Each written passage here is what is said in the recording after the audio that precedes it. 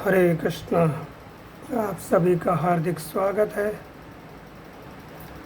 तो मैं आप लोगों को कृष्ण की लीला में जिन जिन असुरों को कृष्ण ने मारा उन सब के पूर्व जन्म के विषय में बता रहा हूँ कि पूर्व जन्म में वो क्या क्या थे। तो गर्ग संहिता अध्याय 11 और पृष्ठ संख्या है 76। धेनुकासुर का उद्धार। तो एक बार कृष्ण बलराम अपने मित्रों के साथ गैया चराते हुए तालवन की तरफ गए। तो तालवन पड़ता है ये भरतपुर की सीमा और ब्रज की सीमा यानी उत्तर प्रदेश की सीमा में लगता है। यहाँ पर जब गए तो ताड़ के वृक्ष का वन था।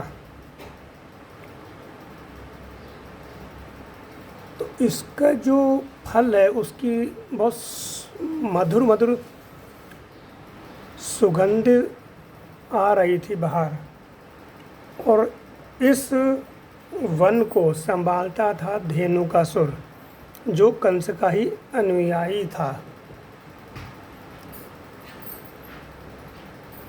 तो कोई भी उसके आसपास में नहीं जाता था, क्योंकि ये धेनुकासुर जो असुर था ये गर्दभ के रूप में यानी गधे के रूप में रहता था और बड़ा ही बलशाली था। इसने इंद्र, कुबेर, कई देवी देवताओं को युद्ध में पराजित कर दिया था। तो इसके आसपास में कोई भी ब्रजवासी नहीं जाया करते थे, वो भयभीत रहा करते थे। तो एक समय कृष्ण बलराम अपने मित्रों के साथ गैया चराते हुए चले गए तालवन में। और वहाँ पर जब गए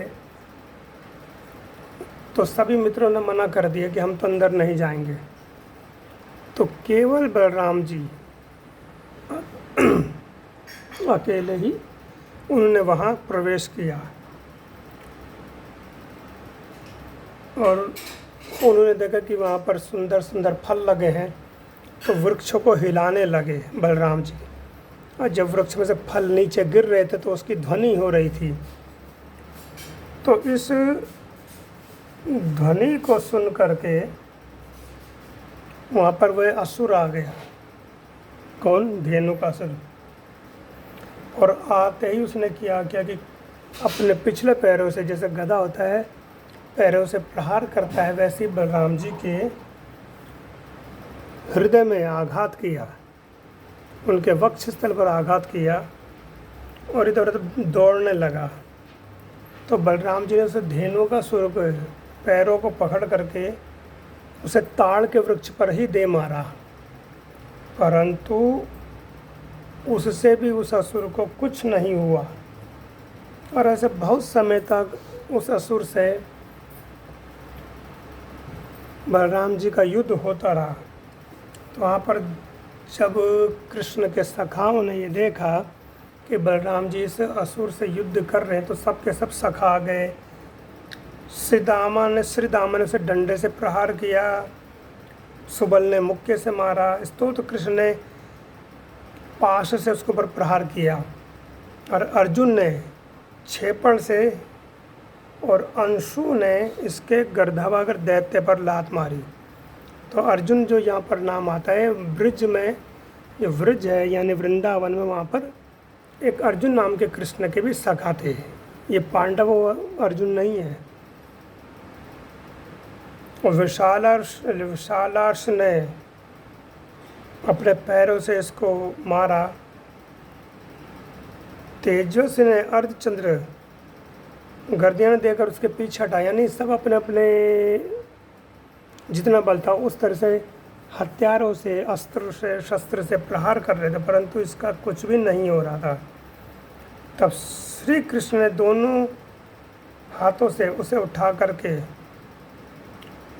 गोवर्धन पर्वत के ऊपर ही फेंक दिया, यानी कि इतनी दूरी पर फेंका, क्योंकि तालवन बहुत दूर है, गोवर्धन से बहुत दूर है।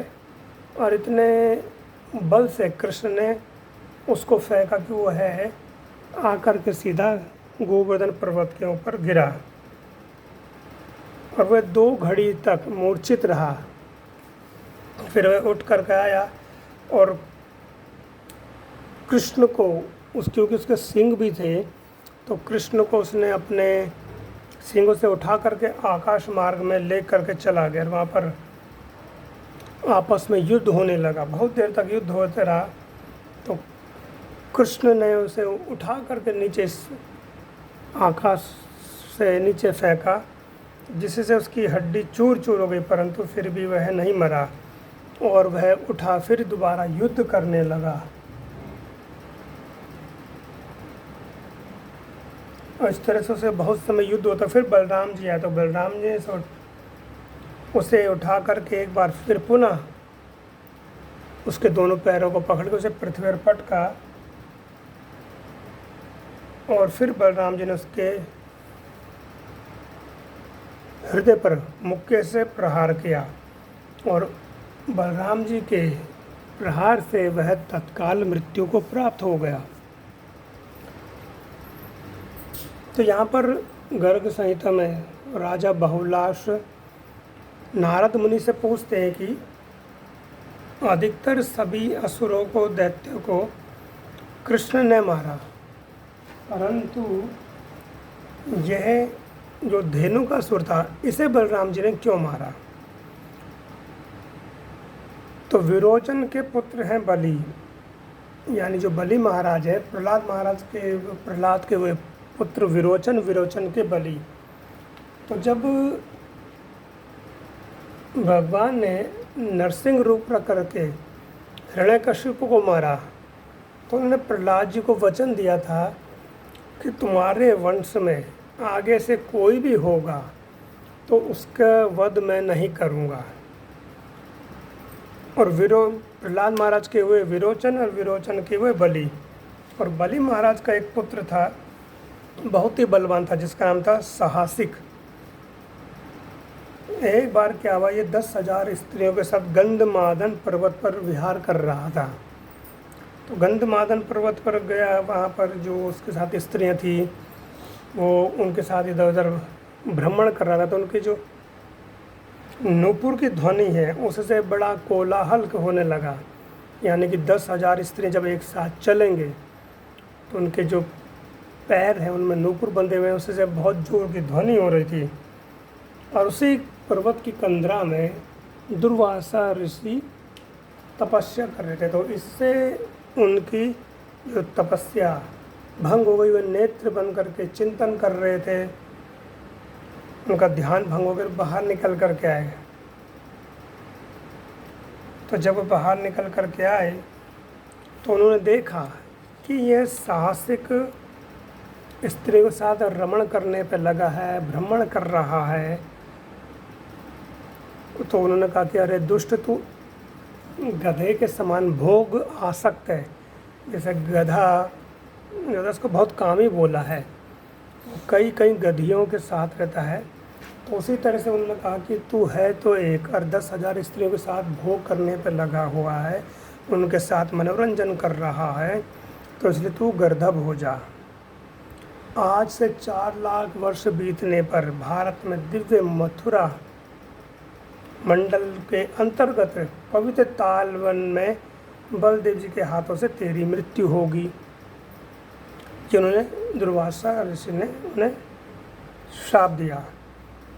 तो भगवान कृष्ण ने इस कारण से नहीं मारा था धेनुकासुर को, जो पूर्व जन्म में साहसिक था, क्योंकि भगवान जानते थे कि ये कौन है।